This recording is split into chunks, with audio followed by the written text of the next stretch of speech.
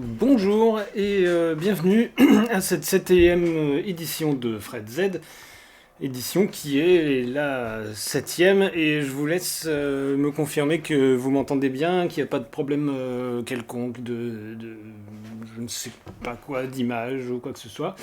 Et en attendant, je vais rappeler les règles traditionnelles de Fred Z.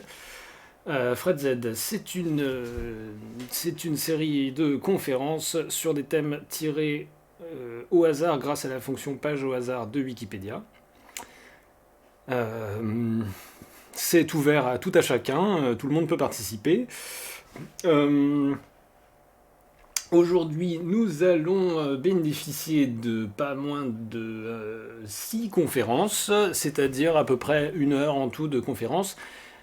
À l'issue de quoi nous passerons au débat, aux questions et surtout à l'annonce de la prochaine édition ainsi qu'au tirage des nouveaux thèmes pour ceux qui en désirent. Si vous avez déjà tiré des thèmes et que vous n'avez pas eu le temps de faire une conférence, vous avez le droit de tirer des nouveaux thèmes quand même. Puis nous vaquerons chacun à nos occupations telles que manger, dormir, ou préparer la valise pour partir demain matin à Roubaix. Quoi dire d'autre? Je réuploaderai l'intégralité de la soirée sur YouTube avec avec un montage que je referai pour éviter les problèmes habituels de streaming sur les vidéos. Et ma foi, on voit pas ce que vous dites sur le chat parce que c'est pas dans le bon. Voilà, c'est bon. Et si tout le monde est prêt, nous pouvons commencer par la première conférence. Ainsi que je le fais d'habitude, je vais diffuser les conférences dans l'ordre alphabétique du nom de thème. La première conférence, on commence donc par A, c'est-à-dire Alexandra David Néel, la conférence de Brigitte. Brigitte, c'est à vous. Bonjour, moi je vais vous parler d'Alexandra David Néel. Donc pour commencer, voilà une photo de sa maison. La maison qu'elle a achetée à Digne-les-Bains en 1928 à son retour du Tibet. Cette maison, elle la nomme Samten Dzong, qui signifie en tibétain « forteresse de la méditation ». Elle a alors 60 ans. 4 ans plus tard, elle va construire des pièces supplémentaires, une tour et des toits terrasses pour lui donner un aspect anglo-tibétain. C'est l'unique demeure de l'écrivain. Elle y vécut avec son guide Abur Yongden, son guide sikkimais. Le Sikkim, c'est un état de l'Inde, du nord de l'Inde. Et ce guide est mort en 1955. Dans ses écrits, dans ses lettres, elle le baptise Albert. Abgur Yongden l'accompagna dans ses plus longs voyages asiatiques et il devint son fils adoptif en 1929. À l'étage de la maison, on trouve sa minuscule chambre, la chambre de Alexandra David Néel, qu'elle appelait son trou, et le bureau où elle écrivit, à la fin de sa vie, une partie de son œuvre littéraire. De nombreux ouvrages relatant ses voyages, des essais sur le bouddhisme, les enseignements secrets des lamas tibétains et des articles de journaux. Voilà sa chambre, décoration tibétaine. Elle a choisi de mourir dans sa villa. Elle s'éteint le 8 septembre 1969 à presque 101 ans. Accompagnée de Marie-Madeleine Perronnet, sa secrétaire particulière, qui dispersa ses cendres sur le Gange en 1973 pour y rejoindre celle de son guide Yongden. Une photo de son bureau.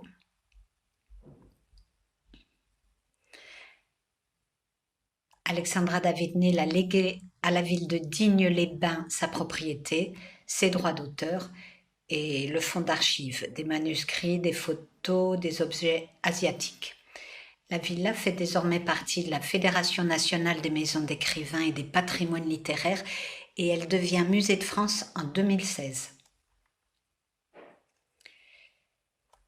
Marie-Madeleine Perronnet donc sa secrétaire, qu'elle surnommait la Tortue, hérita du droit d'y vivre.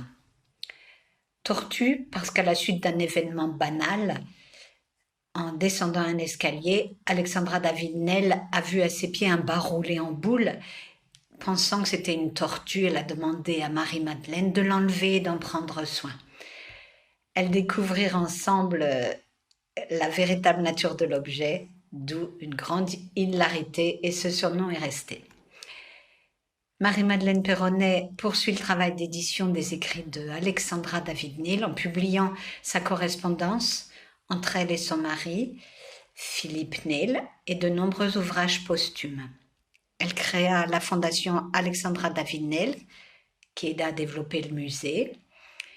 En 1982, le 14e Dalai Lama est venu visiter cette ville-là. Il y a donné une conférence de presse à l'occasion de l'inauguration d'une stèle en son honneur. Il y a l'actrice Dominique Blanc qui a visité la villa en 2010 pour s'imprégner du personnage qu'elle interprète dans le film Alexandra David-Néel, J'irai au pays des neiges. Et en 2000, un monument en bronze représentant les 2 lions des neiges, qui est l'emblème du Tibet, a été inauguré à la Fondation à la mémoire des 1 200 000 Tibétains tombés depuis l'invasion chinoise de 1950. Une photo d'Alexandra Néel lors d'une de ses expéditions. Mais qui est donc cette femme ?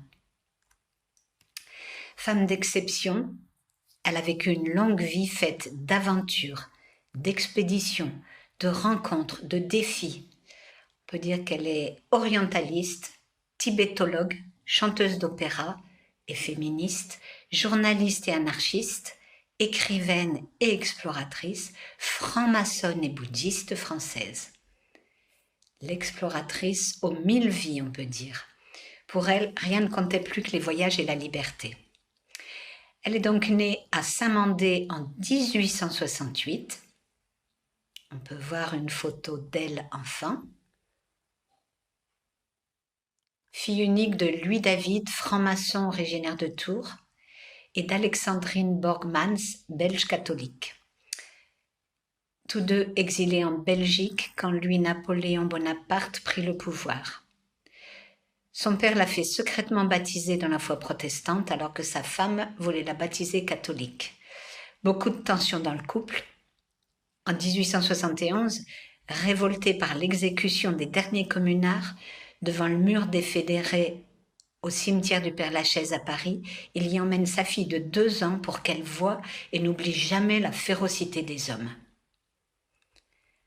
À 5 ans, elle rêve de ne pas avoir de parents. Elle fugue.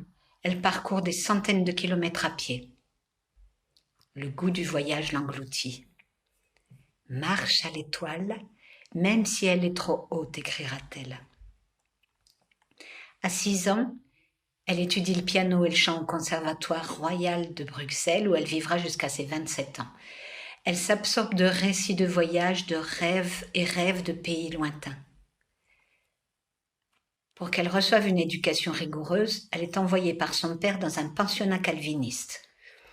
Avant 15 ans, elle s'inflige un nombre d'austérités extravagantes, des jeûnes, des tortures corporelles, des recettes qu'elle a puisées dans des biographies de saints.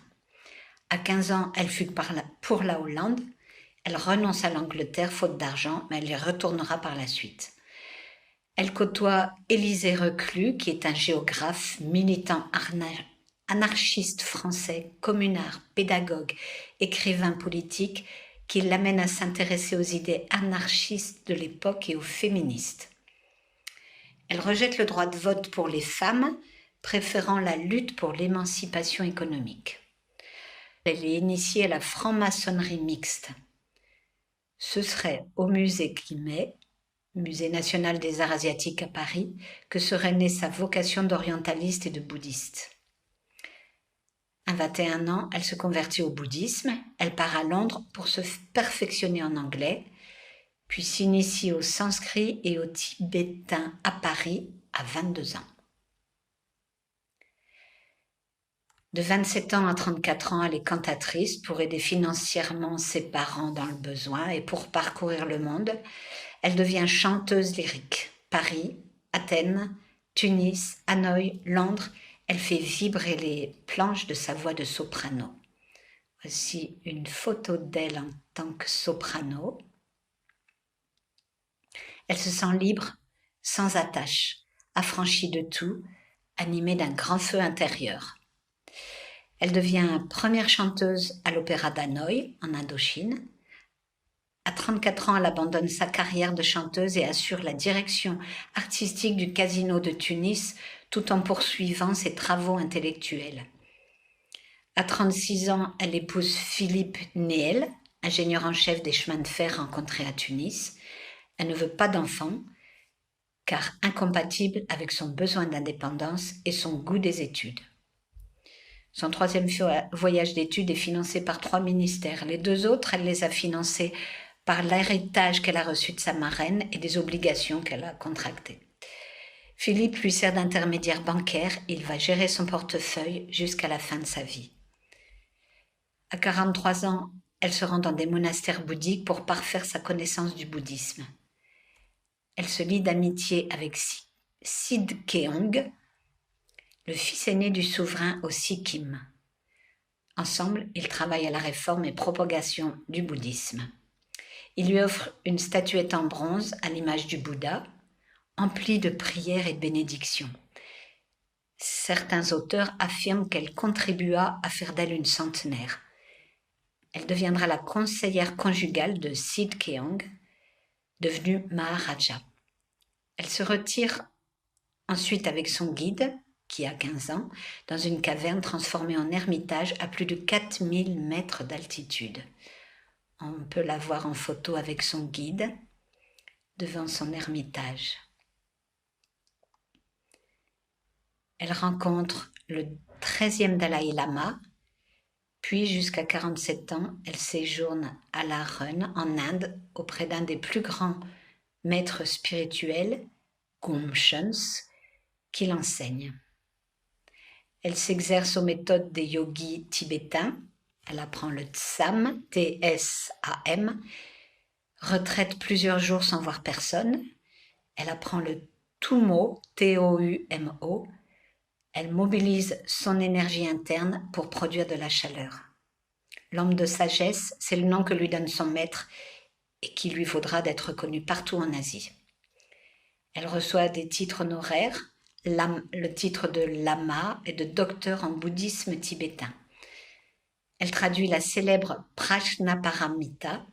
Ce sont des textes du bouddhisme Mahayana, développant le thème de la perfection de la sagesse transcendante, permettant de reconnaître la nature réelle de toute chose et concepts comme vide, et d'atteindre à l'éveil de la bouddhéité. En Inde, elle apprend que l'impermanence est la loi universelle. Au Sikkim, elle rencontre un ermite qui la trouble pour la vie. De ses yeux jaillit une lumière comme elle n'en avait jamais vue avant, une lueur effrayante de profondeur. Il l'initie au yoga et l'aide à découvrir un ailleurs. Mais elle veut découvrir le pays des neiges, pénétrer dans le Tibet interdit. Expulsée à la frontière par l'autorité britannique, déçue, révoltée, elle retente l'expédition à 54 ans, repart avec son guide qu'elle considère comme son propre fils. 12 heures de marche par jour pendant 6 mois. Une photo d'elle déguisée en mendiante, où elle cache sous ses haillons une boussole, un pistolet, une bourse avec l'argent d'une éventuelle rançon, une marmite, un soufflet tibétain fait d'une peau de chèvre pourvu d'un long tuyau qui est l'outil indispensable pour allumer le feu. En 1924, ce fut la première femme occidentale à atteindre Lhasa, capitale du Tibet. Elle a alors 56 ans. Cependant, elle arrive à Lhasa fatiguée, fiévreuse, elle crache du sang. Elle retourne en France retrouver Philippe, mais 14 ans ont passé depuis qu'ils se sont quittés. Alors qu'elle avait promis de regagner le domicile conjugal au bout de 18 mois, Philippe refuse de la voir, elle plonge dans l'écriture. À 60 ans, elle s'installe en Provence où Philippe la rejoint. Elle fait des conférences en France, en Europe. À 64 ans, elle fonde le premier ermitage lamaïste en France dans sa maison de Samson Dzong. À 69 ans, elle repart pour la Chine. Son but est d'étudier l'ancien taoïsme. La guerre sino-japonaise, c'est-à-dire anti-japonaise, est partout. Elle erre en Chine avec des moyens de fortune, puis elle rejoint le Tibet, puis pour 5 ans, puis part en Inde. Cependant, Philippe meurt. À 78 ans, elle rentre en France et se jette à corps perdu dans l'écriture. Elle tente de trouver la sagesse qu'elle dit ne pas avoir encore trouvée. À 84 ans, elle publie les textes tibétains inédits, comprenant entre autres choses des poèmes érotiques attribués au 6e Dalai Lama. Elle souffre de rhumatisme articulaire qui l'oblige à marcher avec des cannes. « Je marche sur mes bras », dit-elle, disait-elle. À 100 ans, 1000 ans, à 100 ans, au seuil de la mort, elle note « Voici le moment de chercher une voie, car la lumière fondamentale va poindre. C'est l'esprit vierge et sans tache.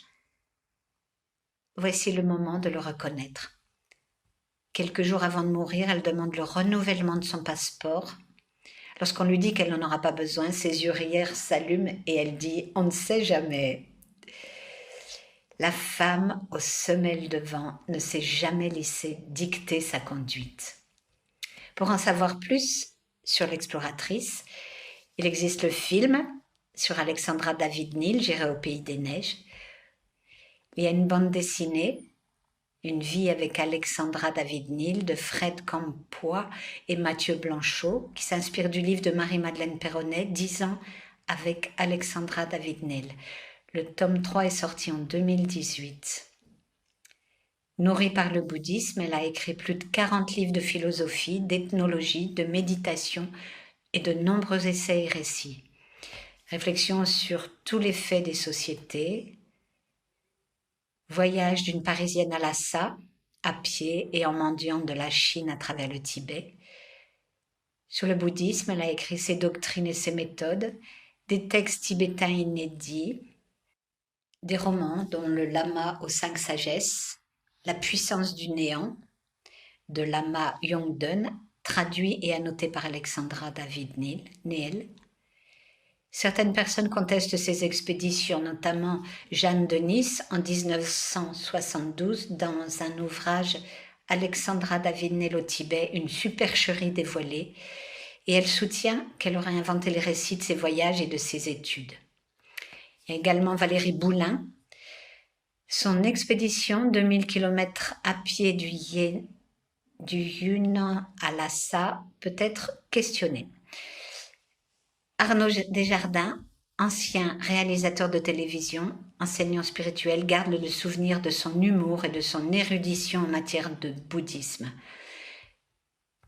Bon, je vous laisse découvrir quelques extraits d'entretien qu'Arnaud Desjardins a enregistré en 1954. Il y a tant de gens qui veulent pratiquer le yoga. Et je pense qu'ils ne comprennent rien à ce que c'est que le yoga. Le yoga, c'est une philosophie absolument intellectuelle. Il n'y a pas de pratique de yoga. Ce qu'ils ont en vue, c'est une dégénérescence du yoga. Merci pour votre écoute et j'espère vous avoir donné l'envie d'en savoir plus sur Alexandra David-Néel.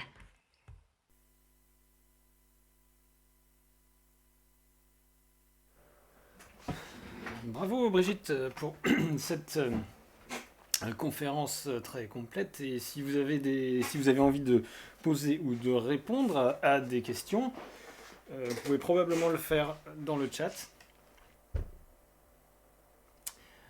Ce faisant, nous allons passer à la deuxième conférence qui est, je crois, celle de Fabien sur Amatonte.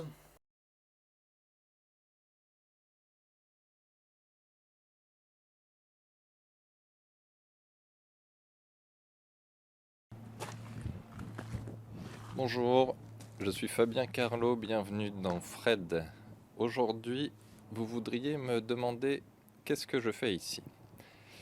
Eh bien, comme Yann vient de vous le rappeler, mes thèmes cette année ont été Amatonte et un village du Népal dont j'ai oublié le nom.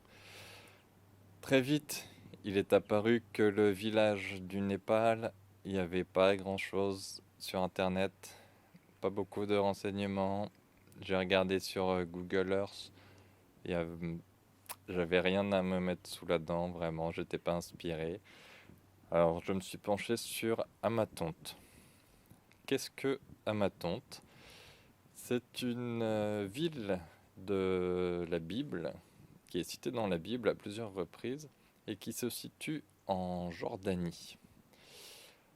Ma première piste, au vu de l'article Wikipédia plus fourni, a été d'essayer de trouver la localisation précise de cette ville, car il y avait des débats apparemment à ce sujet. Il y avait 4 ou 5 emplacements.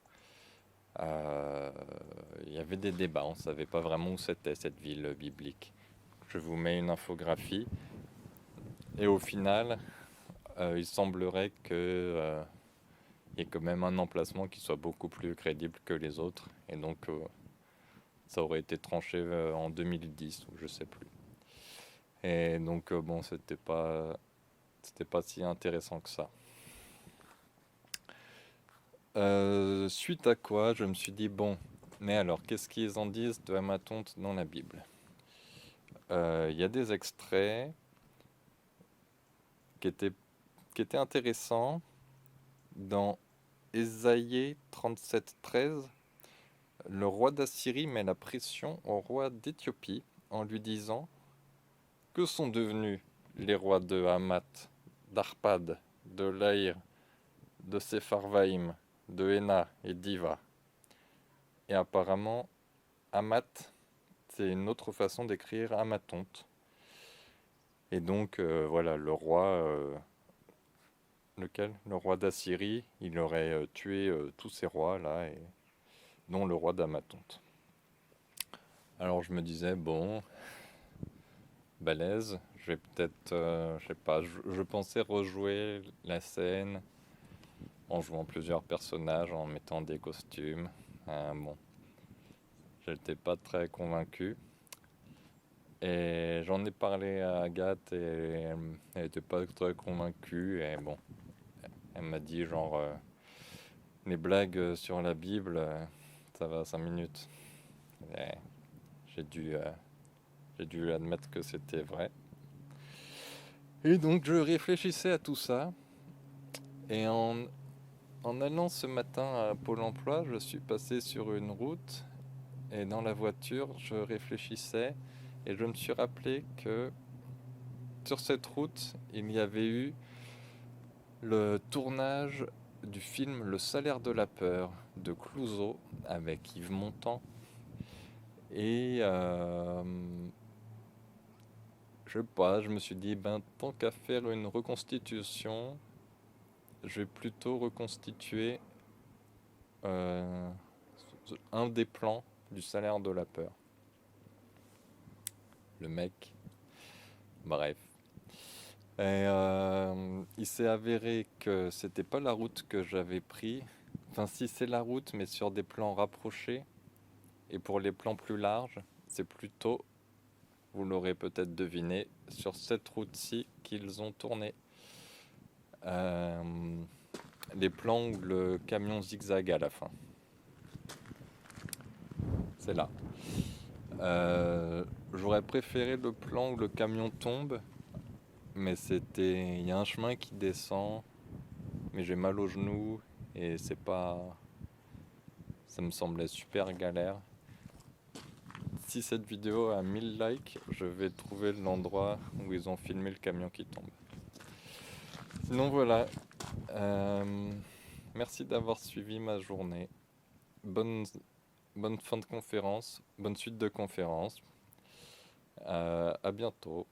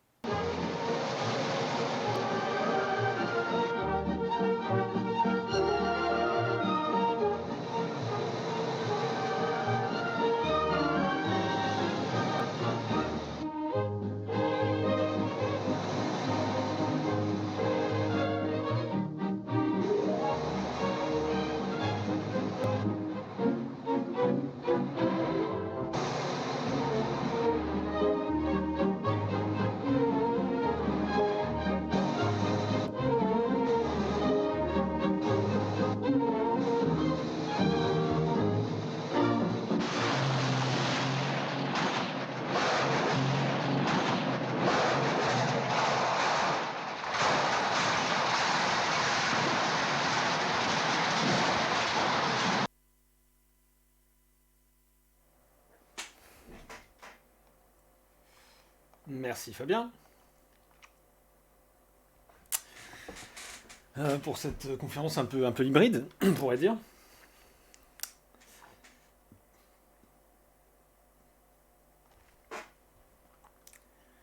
Quel pourrait bien être le prochain thème?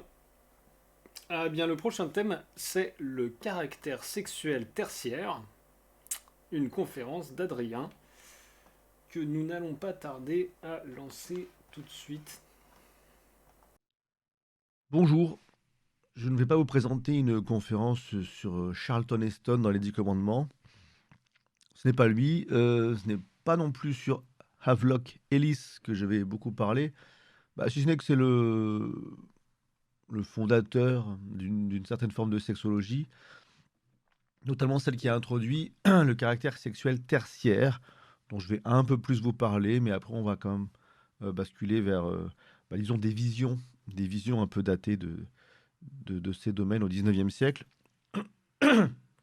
Les caractères sexuels primaires étant ceux qui sont essentiels à la reproduction. Les caractères secondaires sont les manifestations physiques assez marquées qui peuvent largement différencier, par exemple, la barbe, les seins, où il y a un exemple aussi sur, ici, les plumes du paon. Et les caractères sexuels tertiaires proposés par Havelock Ellis, c'était des nombreuses différences plus subtiles qui sont en fait très liées à l'époque, au temps, et qui font de moins en moins sens aujourd'hui, mais qui déjà, depuis plusieurs décennies, en fait, c'est tombé en désuétude assez vite. Et il n'y a pas beaucoup d'informations, en fait. Ça, c'est pas quelque chose qui a énormément marqué les esprits. Donc, il n'y a pas énormément de ressources directement là-dessus. Ceci dit, dans les recherches que ça m'a amené à faire, je suis tombé sur un livre français de la fin du 19e siècle qui me semble intéressant, et c'est celui-ci, par le docteur Lopes, Tares et poisons, perversion et perversité sexuelle, édité en 1896, que j'ai récupéré chez Gallica, ce superbe site de la Bibliothèque nationale de France. Alors on voit sur le scan d'une page originale ici qu'on a une préface par Émile Zola. Le document est si bien scanné qu'il propose même de la reconnaissance de caractère, c'est un plaisir.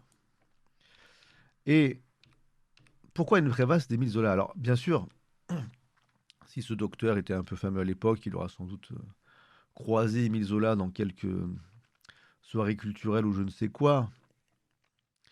Mais, ok, avoir un VIP pour une préface, c'est bien. Mais il y a une autre raison particulière, c'est qu'en fait, on le cite ici, je vais zoomer un peu.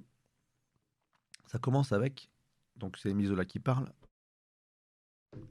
Je ne trouve aucun mal, au contraire, à ce que vous publiez le roman d'un averti, et je suis très heureux que vous puissiez le faire à titre de savant, que vous puissiez faire ce qu'un simple écrivain comme moi n'a point osé. De quoi parle-t-il? En fait, Émile Zola avait reçu un manuscrit, une longue lettre d'un Italien, plutôt aristocrate, qui parlait très très bien le français, même si bien sûr il s'excusait de s'exprimer dans un mauvais français. Et en fait, c'est l'autobiographie d'une personne qui, pour les mœurs de l'époque, était donc désignée comme averti, c'est-à-dire homosexuel, en gros. C'est un terme. Moi, on est en 2023, j'ai 44 ans. Le terme d'averti, je me rappelle dans les années 80-90 l'avoir entendu, mais plutôt c'était déjà vieillissant et déjà un peu parodique. C'est plutôt dans les comédies, il me semble, que j'ai vu passer ce mot. Donc là, on est dans l'époque où vraiment c'est un mot qui, de manière très précise, désigne l'homosexualité. Alors ce livre parle aussi bien non pas aussi bien, parle des hommes et des femmes. Il y a quand même un accent un peu plus présent sur les homosexuels, les hommes. Mais bon, on trouve quand même des informations sur les femmes. Et alors à l'époque, il mettait plutôt les tables des matières à la fin. Donc je descends. C'est un livre qui fait presque 400 pages, hein. Et dans la table des matières, on retrouve cette préface par Émile Zola. Le chapitre 1 qui est une enquête générale sur l'inversion sexuelle. On y reviendra un petit peu sur certains aspects qui sont notés ici, comme le fait qu'on voyait l'inverti né, les gens qui naissaient comme ça, ou ceux qui l'étaient occasionnellement, ou ceux qui le devenaient plus tard, ceux qui ont été pervertis, etc. Le chapitre 2, c'est ce fameux témoignage, hein, italien, adressé à Émile Zola, et où on retrouve l'enfance et la jeunesse de cet homme qui en souffrait, hein, quand même, et qui... parce que bon, voilà, l'époque étant tellement dans le jugement là-dessus, il avait envoyé à Émile Zola en expliquant que voilà, Monsieur Zola, Zola avait quand même un rayonnement international à l'époque, donc son correspondant lui disait en gros, vous qui dépeignez si bien la société de notre époque, eh bien voilà, sur ces points, il vous manque des informations, ce n'est pas parfait. Voici ce que c'est que d'être vraiment un averti, voici les souffrances que ça peut engendrer, etc., etc. Donc c'est un peu dans cette optique que ça avait été envoyé pour parfaire la peinture sociale qu'Émile Zola pouvait proposer à ses lecteurs et ses lectrices. Le chapitre 3 est consacré, est assez long, est consacré à Oscar Wilde, qui, voilà, homosexuel célèbre aussi, mais qui là, pour le coup, enfin, il y a des sortes de procès où il aurait, alors, a priori pas touché à des enfants, mais en tout cas des jeunes hommes. Après, j'ai pas énormément approfondi le cas, le cas Oscar Wilde, hein. Donc, je ne sais pas à quel point, voilà, il y a sans doute plein d'informations historiques là-dessus, mais je suis resté sur l'ensemble de la perception, hein, de l'époque sur tout ça. Le chapitre 4 va chercher dans les classiques, hein, pour voir comment d'autres ont pu, avant le docteur Lotz, réfléchir à tout ça. Et on arrive au chapitre 5, à des conclusions qui proposent enfin, des pistes de traitement, évidemment, et un questionnaire à la fin. Un questionnaire sur l'inversion, si vous voulez savoir où vous en êtes, vous ou vos proches. Bon, c'est un livre qui est... Bien sûr, j'ai pas tout lu, il fait près de 400 pages, et c'est quand même des données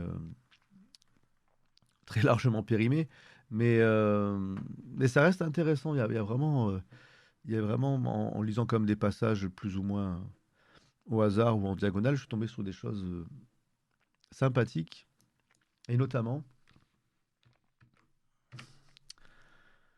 voilà, un côté un peu Highlander, qu'on pourrait aussi appeler le gaydar, hein, qu'on trouve justement dans les comédies aussi, années 90-2000. Ce paragraphe-là, c'est une erreur, mais justement, voilà, on va essayer. Déjà à l'époque, on se dit attention. C'est une erreur de croire que les unisexuels, les invertis, se reconnaissent entre eux. C'est une de leurs vantardises et qui a été fort répétée. Mais un de leurs sujets de conversation est justement de se demander si tel ou tel partage leurs goûts, leurs habitudes ou leurs tendances. Les efféminés se reconnaissent naturellement, mais on les reconnaît aussi aisément sans être efféminés soi-même. La prudence, l'amour-propre, l'orgueil, le respect de soi-même, une affection profonde, 1000 sentiments, empêchent un unisexuel de se livrer ainsi s'il n'est pas un débauché ou très efféminé. Bon, après, ça part sur le fait que ceux qui sont de naissance, oui, sont moins vicieux que ceux qui sont devenus plus tard. Bon, enfin. Donc, on retrouve en tout cas cette idée que, bah, évidemment, hein, dans une époque où on ne pouvait pas avoir des sites de rencontres dédiés ou des lieux comme des discothèques gays et compagnie, oui, bien sûr que j'imagine que c'était un enjeu assez important de savoir reconnaître qui partageait ce type de goût, mais voilà. Donc là, l'auteur nous dit qu'attention, il n'y a pas le gaydar n'existe pas vraiment. A-t-il raison, a-t-il tort? Je ne sais pas, mais il y a quoi d'autre? J'avais noté page 269.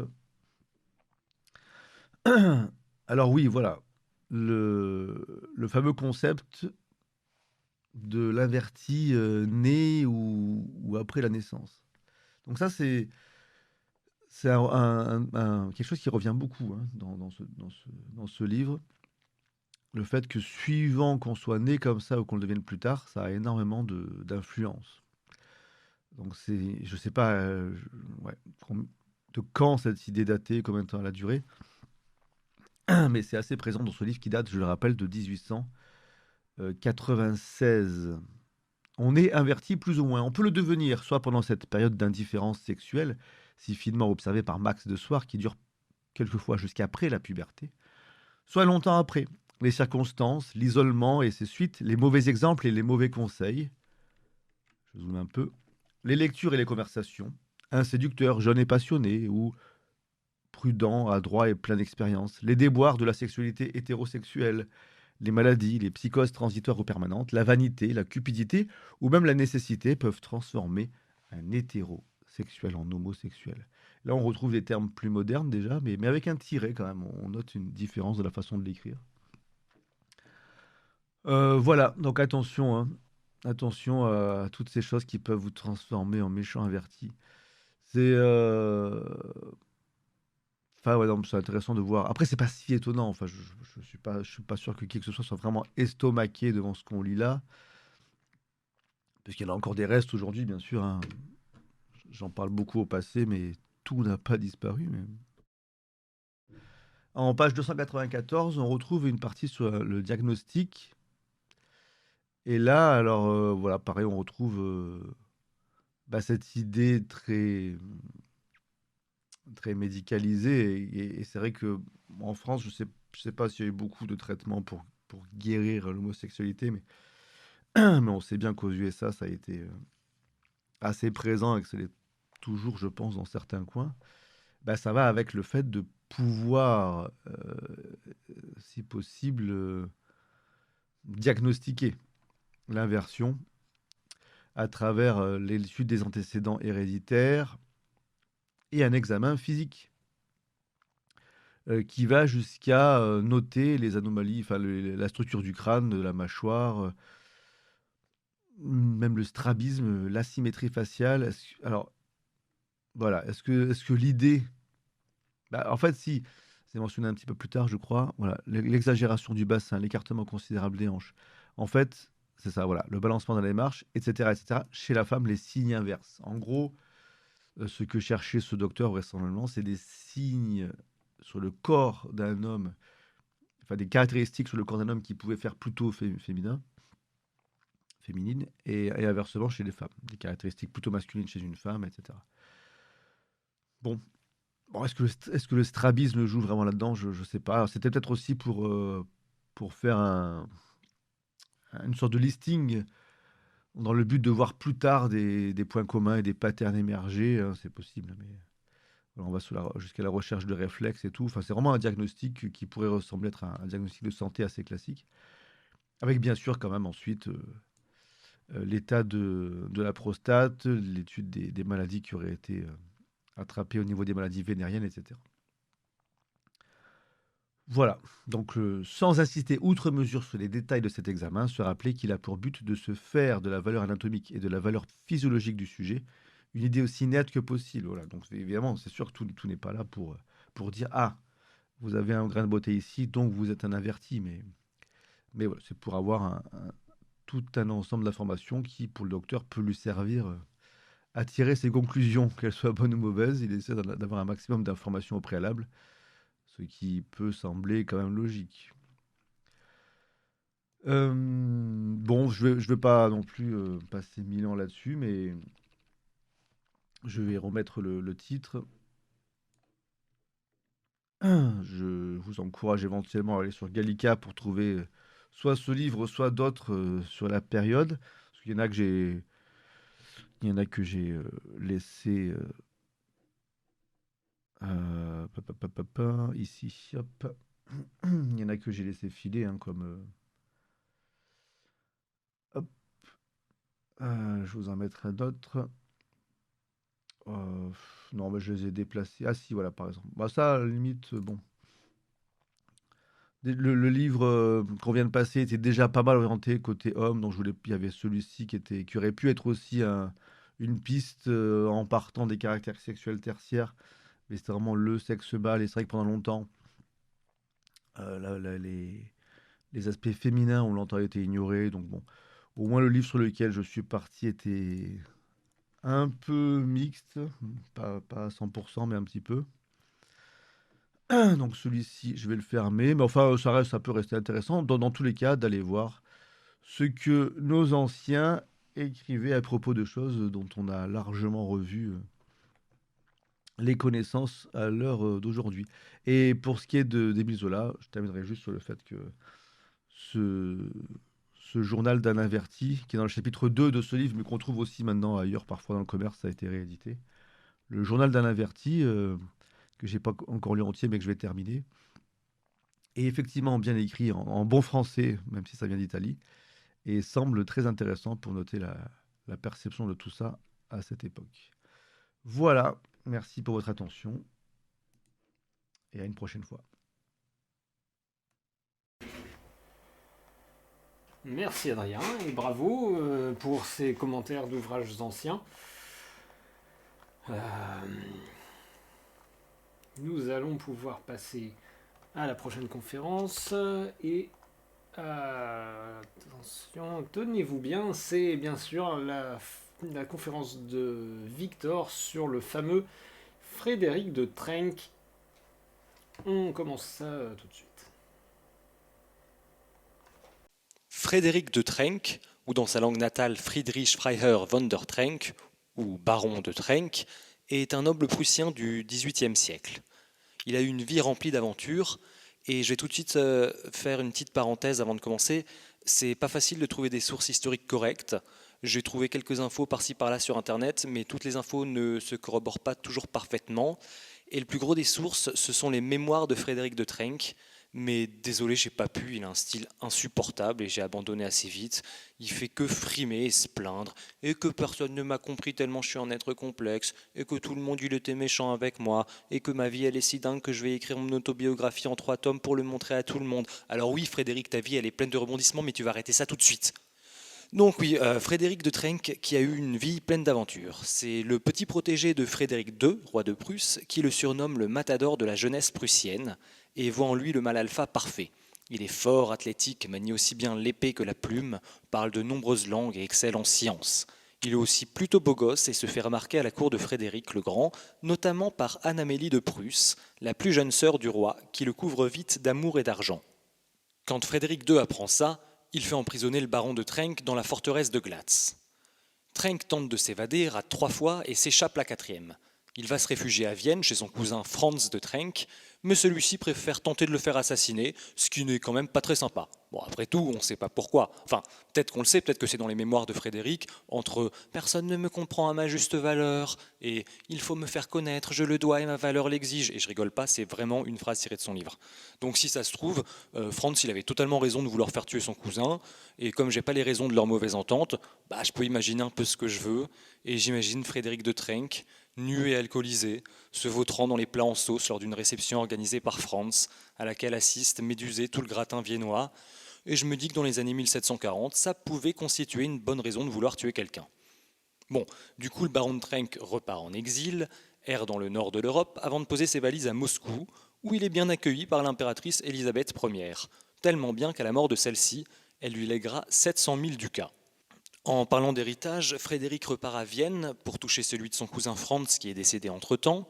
À peu près à ce moment-là, il devient aussi capitaine d'un régiment de cuirassiers.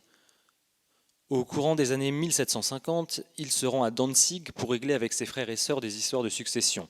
Le problème, c'est qu'en Prusse, même après toutes ces années, son nom est encore sur pas mal de lèvres, y compris celle de Frédéric II, qui n'a toujours pas digéré l'histoire avec Anne-Amélie, alors que sérieux, c'était genre il y a 20 ans et il faudrait passer à autre chose maintenant. Frédéric de Trenck est jeté dans un cachot de la forteresse de Magdebourg.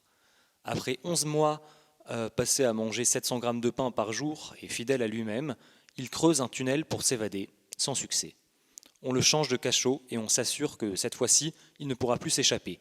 Il est attaché avec 35 kilos de chaîne, réveillé dès qu'il commence à s'endormir, dans un cachot où l'humidité est si forte qu'elle éteint les torches des gardes qui viennent le torturer. Pour pousser la coquetterie, on creuse une tombe à ses pieds. Ah et oui, tout ça pendant 9 ans et 5 mois. Pour se changer les idées, il se remémore des poésies et grave des dessins sur des gobelets en étain dans lesquels il boit. L'un d'eux, décoré d'une vigne et d'une inscription biblique, se retrouve entre les mains de l'impératrice Marie-Thérèse d'Autriche, qui se dit que quand même, c'est bien du gâchis d'emprisonner un bonhomme pareil. Avec l'appui d'Anne-Amélie, qui elle non plus n'a pas oublié son amant de jadis, elle convainc Frédéric II de le libérer. Il va une énième fois à Vienne, et pour ne pas changer la tradition, il se fait jeter en prison, mais là c'est tranquille, il repart vite et il va à Aix-la-Chapelle. Là-bas, il épouse la fille d'un bourgmestre et devient tour à tour commerçant en vin de Hongrie et rédac-chef d'une revue qu'il se voit obligé d'arrêter parce que trop dérangeante pour le pouvoir en place. Et tout ceci nous mène en 1787. Frédéric de Trenck est quasi ruiné, mais la bonne nouvelle c'est que Frédéric II est mort et que notre bon vieux baron va pouvoir rentrer dans son pays natal. Il se pourrait, mais alors là vraiment il n'y a pas de certitude, qu'une rencontre ait été organisée début 1787 entre Frédéric et Anne-Amélie, des retrouvailles qui auraient été bien émouvantes après des dizaines d'années sans se voir. Mais bon, de toute façon, leur histoire aurait eu du mal à redémarrer parce que Anne-Amélie meurt en mars de la même année. Peu de temps après, la Révolution française éclate et Frédéric commence à écrire des pamphlets politiques qui effrayent tellement la cour d'Autriche qu'on lui propose une pension de 2000 florins s'il ne publie rien. Bon, c'est vrai qu'il dit des trucs genre « faudrait abolir les privilèges de la noblesse », ce qui, fin 18e, était quand même un truc qui leur pendait au nez. Sauf que le baron de Trenck, c'est un esprit libre. Alors il décide de partir pour la France en 1791. Ses mémoires y ayant été publiées 2-3 ans plus tôt, il jouit d'une certaine renommée dans ce pays, à tel point qu'une petite pièce à la gloire de ses aventures avait même été donnée dans un théâtre de boulevard parisien. Bon, vous imaginerez jamais ce qui lui arrive quand il débarque en France. Il se fait emprisonner à la prison Saint-Lazare par le parti de la Montagne, suspecté d'être un espion prussien. Il n'en ressortira que le 25 juillet 1794, à 68 ans, pour être conduit à la guillotine. Ce qui est quand même vraiment pas de chance parce qu'à 3 jours près, la mort de Robespierre et la fin de la terreur lui auraient rendu sa liberté. Le baron de Trenck, c'est également le nom d'un yacht du constructeur Eurocraft, d'une longueur de 43,50 m, d'une capacité à quai de 120 personnes, équipé d'un jacuzzi, d'une salle de massage et de 2 moteurs MTU type 12V 2000 M60, 1632 HP T-Power 1200 kW pour une vitesse de croisière de 10 nœuds. Mais ça n'a absolument aucun rapport. Merci beaucoup Victor pour cette conférence toujours pleine de rebondissements. La conférence suivante... eh bien c'est la mienne. J'espère qu'il n'y aura pas de problème de droit puisqu'elle concerne l'Italie au concours Eurovision de la chanson 1990 et je compte bien diffuser la chanson du concours de chansons. Et on écoute ça tout de suite, on regarde ça tout de suite. Je vais vous parler de l'Italie au concours Eurovision de la chanson 1990. Tout d'abord, qu'est-ce que le concours Eurovision de la chanson ? Le concours Eurovision de la chanson est un concours européen de chansons organisé depuis 1956 par Eurovision. Eurovision est un réseau européen chargé de l'échange d'informations au sein des membres de l'Union européenne de radio-télévision, de la négociation de droits au sein des membres de l'Union européenne de radio-télévision et aussi de l'organisation annuelle du concours Eurovision de la chanson. En 1990, l'Italie est représentée au concours Eurovision de la chanson par Toto Cutugno. Toto Cutugno est un chanteur et compositeur sicilien connu pour quelques tubes dont je vais vous interpréter des extraits. D'abord en 1983, l'Italiano, qui fait à peu près « Lasciatemi cantare con la chitarra in mano, lasciatemi cantare, sono un italiano ». Environ 20 ans après, il a aussi eu beaucoup de succès avec la chanson Il treno va.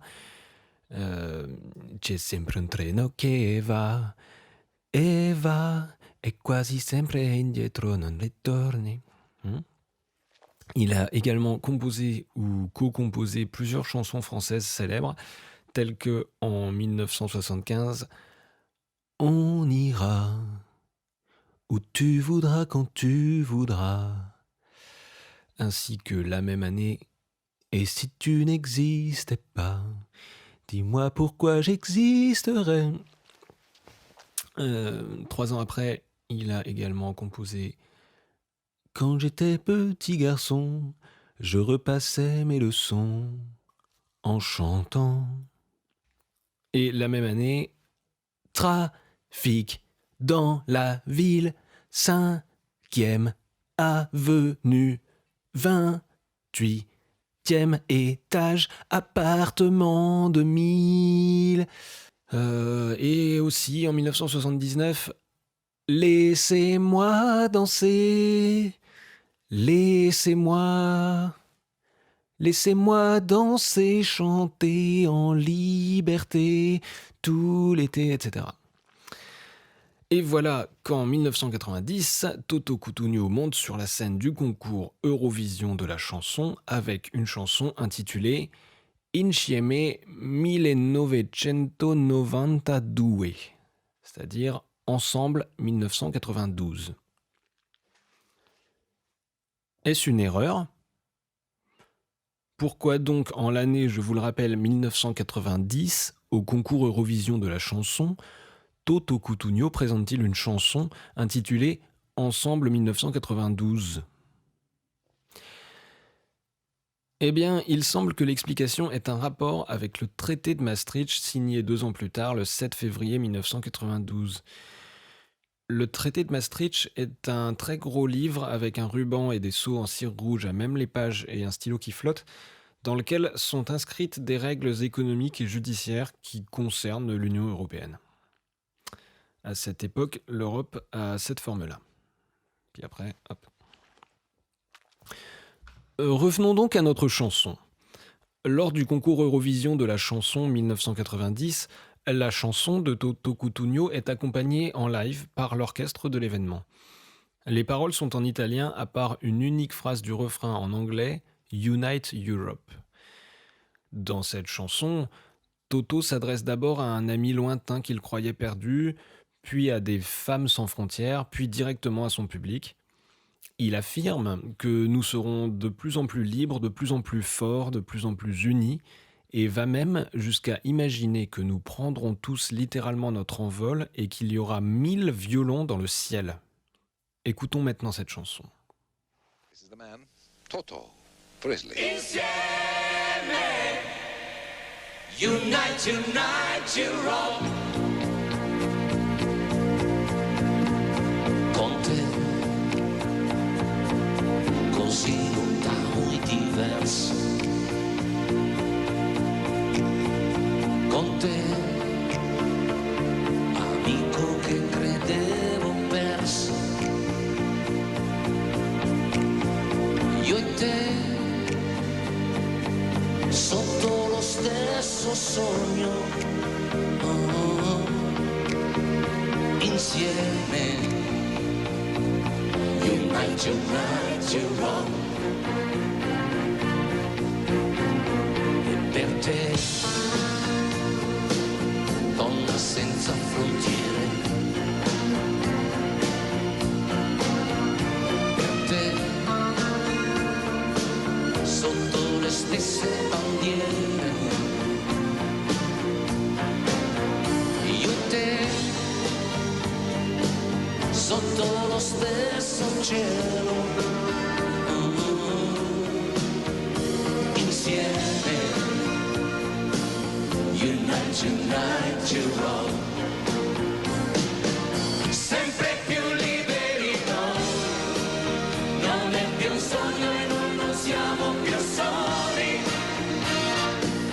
Sempre più uniti noi, dammi una mano e vedrai che voli. L'Europa non è lontana, c'è una canzone italiana,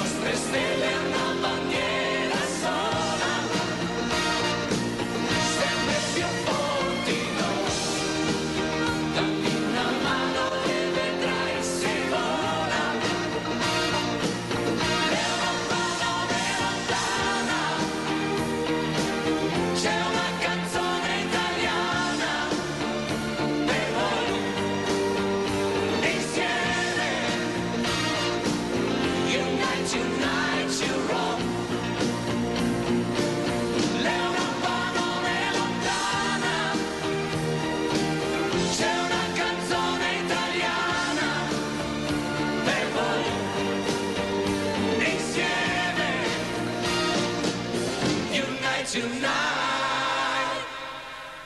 You know. De belles images et une interprétation sans faille qui n'auront pas manqué de toucher leur public puisque l'Italie, cette année-là, grâce à Toto Cutugno, sort gagnante du concours Eurovision de la chanson. Mais dans mon cœur, la grande gagnante de ce concours Eurovision de la chanson 1990 serait peut-être aussi l'Espagne, qui nous a offert cette année-là une performance plutôt déroutante et je vous propose de la regarder pour terminer cette conférence.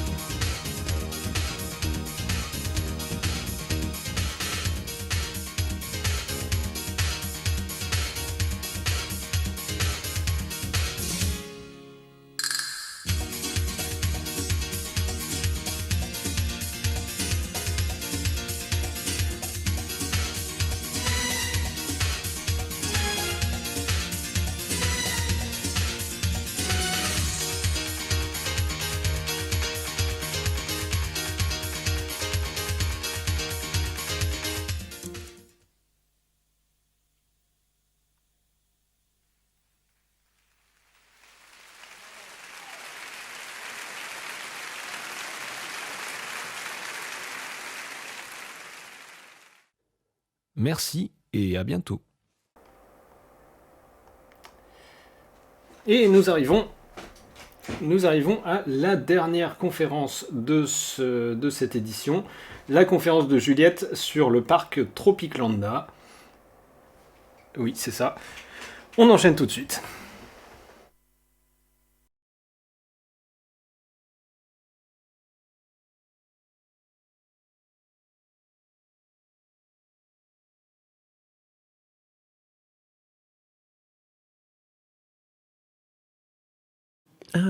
Alors j'étais récemment en Finlande, pour les gens qui connaissent pas, ça se trouve ici. C'est un pays d'Europe. C'est pour les gens qui connaissent, c'est très connu par les gens qui connaissent la Finlande. Ça se trouve ici.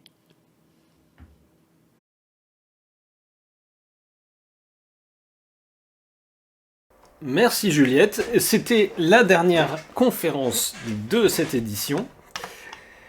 Et nous passons donc maintenant, comme vous le savez, déjà à l'annonce de la prochaine date du prochain Fred Z. Bravo à tous encore. Et vous pourrez préparer une autre ou une nouvelle conférence pour le 15 août 2023. Un peu comme cette édition-ci, ce ne sera pas la date de diffusion des conférences, mais ce sera la date de rendu, et puis la date de diffusion se fera dans les quelques jours qui suivront, ou les quelques semaines qui suivront, selon mon planning et selon plusieurs décisions. Le tirage des thèmes, maintenant.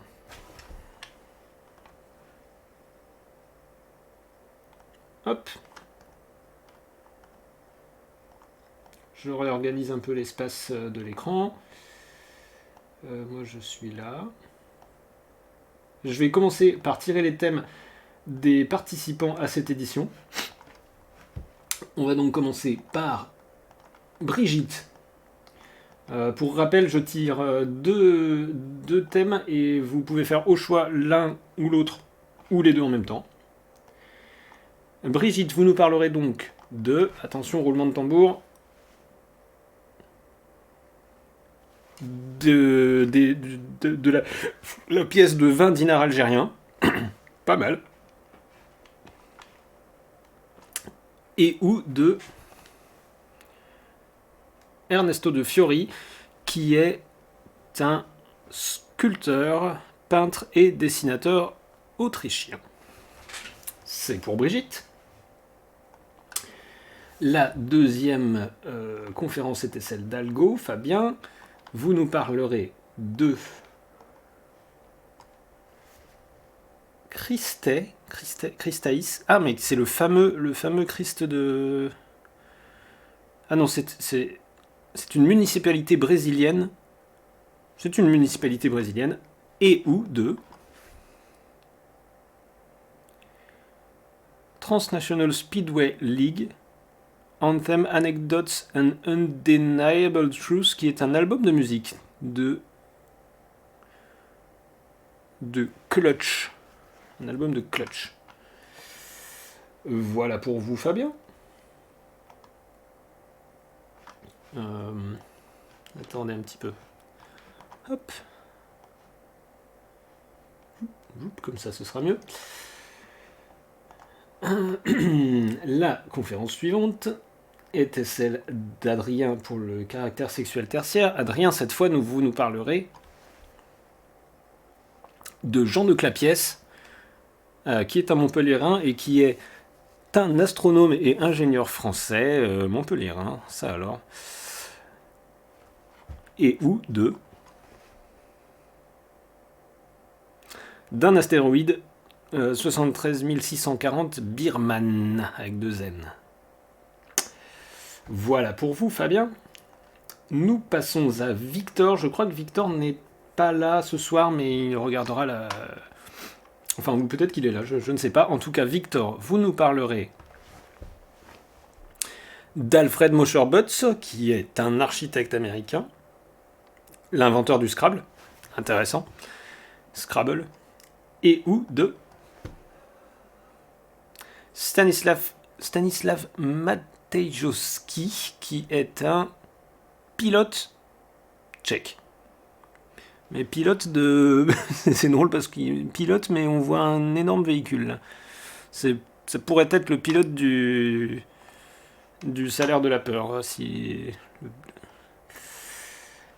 J'en étais à Victor... je passe à moi-même. Alors, attention, je parlerai de Thomas Christopher Collins, un évêque, c'est ça? Un évêque canadien. Ok. Et ou de la bataille de Saldanha Bay. Une bataille de 1796. N'hésitez pas à me parler si vous n'arrivez pas à retrouver dans la vidéo quel était votre thème. En général, je les garde de côté. Bon, voilà, mais j'aurais de quoi faire des blagues sur la Bible si besoin. Et nous passons aux 2 thèmes de Juliette, qui sont respectivement Ian Ferguson, le fameux kayakiste néo-zélandais, ou bien Colilodion colonghi, une espèce de coléoptère de la famille des Staphylinidae.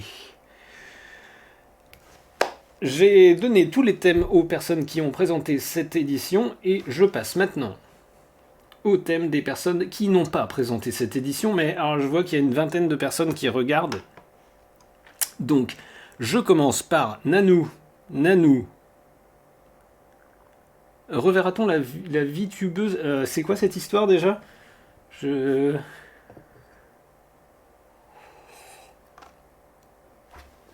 tire les thèmes pour Nanou là. Nanou, vous nous parlerez. Ah oui, jugeons, pardon. Oui, j'espère que nous la reverrons. Oui, j'avais pas compris la référence. Nanou, vous parlerez de He Zihong, qui est, je suppose, une... Ah non, c'est une illustratrice de livres pour la jeunesse chinoise.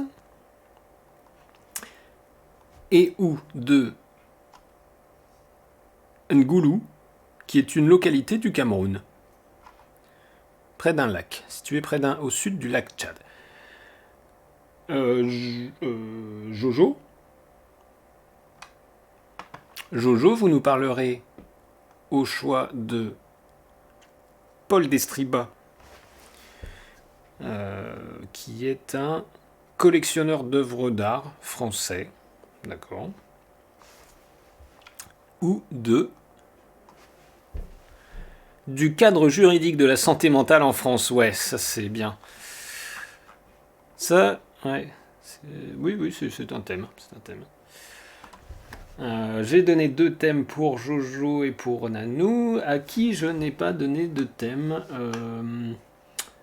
Marie, je vous donne un thème, si vous voulez. Mélanie, je peux vous redonner des thèmes si vous voulez. Ou bien vous gardez vos thèmes de la dernière fois. Je peux donner des thèmes à Yann, mais un autre Yann. Yahar, alors, Mélanie, vous nous parlerez de Joaquín Navarro Perona, qui est probablement un footballeur espagnol, et ou du championnat du Luxembourg de football 1952-53.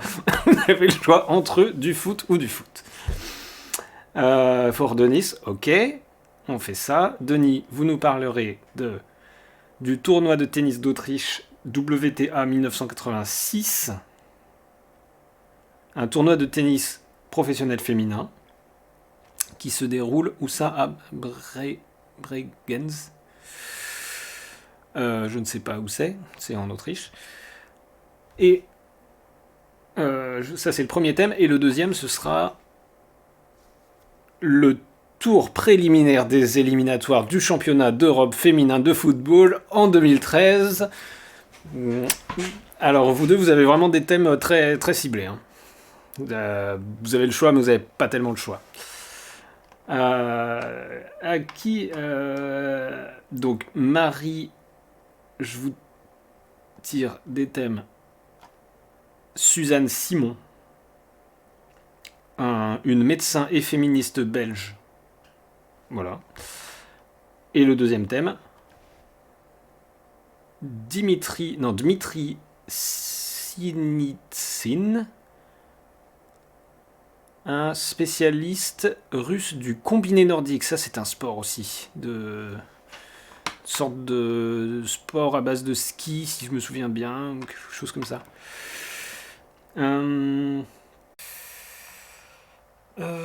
Et ben voilà, je vais filmer la fin hors ligne, puisque j'ai été suspendu de Twitch à cause, semble-t-il, de la performance espagnole de l'Eurovision. On m'avait dit que... Enfin bon, c'est comme ça. Je vais tirer les quelques thèmes. Je sais pas quand ça a coupé exactement, donc je sais pas qui a eu son thème ou pas, donc je vais retirer des nouveaux thèmes pour ceux qui le demandent. C'est-à-dire...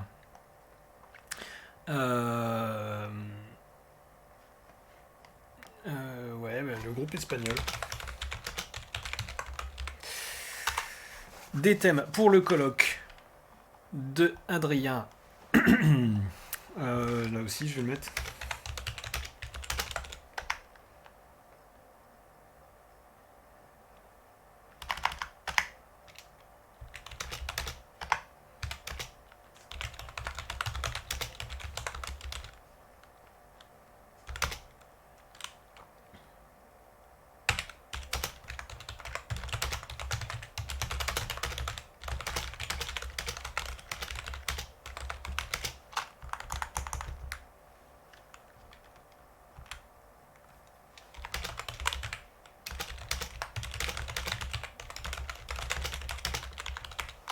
Voilà.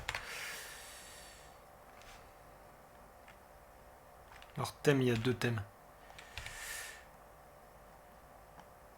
Hop. Voilà. Et le thème du colloque de Adrien. Ah, c'est dommage, en plus il y avait vraiment beaucoup de monde, mais j'ai pas pu en distribuer beaucoup. Alors, il nous parlera de de rayon de Kriviri.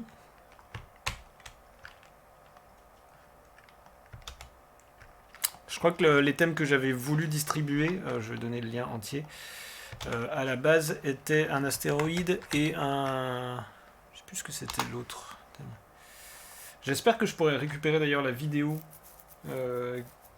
que j'ai pas tout à fait capturée de Twitch, puisque là j'ai plus de compte pour l'instant, donc je sais pas exactement comment ça va se passer. Le glacier Fry. Ah ouais! C'est un petit glacier? Ah non, c'est un petit glacier, mais quand même, Fry. Ok.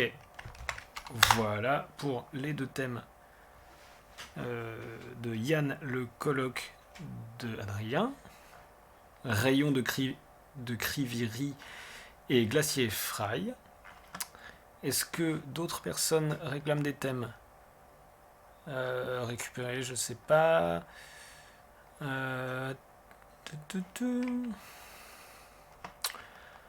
Sur Twitter. Ma foi, c'est très insatisfaisant comme fin de conférence. C'est très problématique, ces problèmes de droit sur Twitch et sur YouTube, puisque j'ai eu le même problème sur YouTube.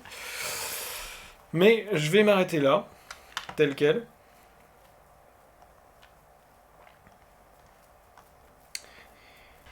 Je vais tirer les thèmes pour Jean-Pierre.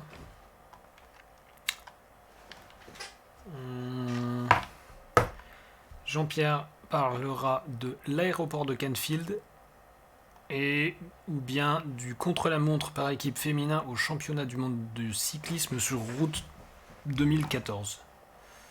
Voilà. Je crois pas avoir tiré les thèmes pour Juben. Ce sera donc la commanderie de fait ou LGV2. La commanderie de fait, c'est une commanderie de l'ordre du Temple à Doux.